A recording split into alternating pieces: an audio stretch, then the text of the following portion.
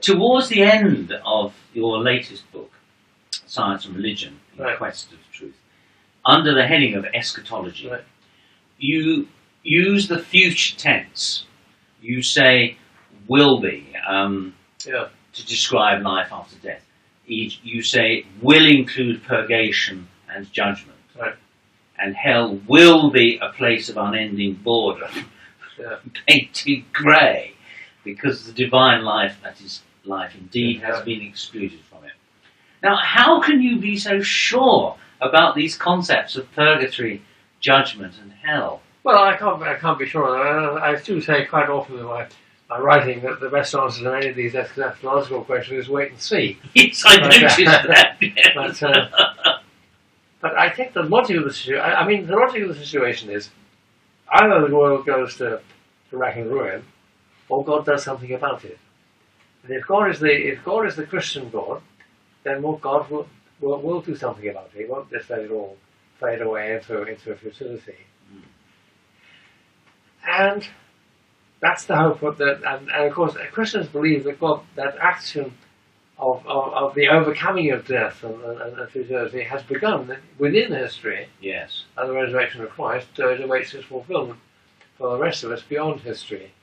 And so that's an absolutely integral part of Christian belief. And it's surprisingly widespread in the New Testament. Paul in Romans 8 talks about whole creation groaning, awaiting the liberty of the children of God. And there are these pictures of eventual transformation. Even that terrible book Revelation ends up with a world in which there is mourning, crying and tears no more. If all things have passed away, behold, I make all things new. It's very important that, to me, however, that the new creation is to transform the old creation. It isn't a question of God wipes the slate clean and says, well, that was a terrible mistake, but do something better the second time, and we get the new creation like that. That's why we have a part in the new creation. There will be it's a redemption of the world, just as Christ's risen body, according to the canonical tradition, according to my belief, was the transform of his dead body. The tomb was empty. The emptiness of the tomb is not important. The primary importance of the empty tomb is not as a demonstration of the resurrection. In fact, the women who discovered it are partly upset and afraid of what's happened. But it's to show that God, let's say, that the glorified Christ is the transmuted dead Christ. Yes. Well, I accept that, of course. I was still quite surprised that you used the concept of purgatory.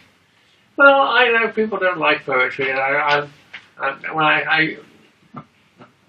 wasn't sure. I mean, theologically, is purgatory a Catholic invention, or is there? Well, it's certainly an idea. Of course, it was subject to very considerable distortion of the Middle Ages and Reformation times that we all know about.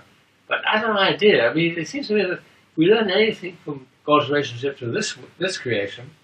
God works through process and not by magic. And therefore, if our lives are to be transformed, that will be through a process rather than through, as I say several times, I think different bits of my writing, that Dante's picture of Purgatorio, of that working up your way up the mountain, is I think, a very moving thing. Much better. I really dislike the Inferno, but I do like the Purgatorio. And it seems to me, I prefer the Paradiso. Well, you've got to get there, John.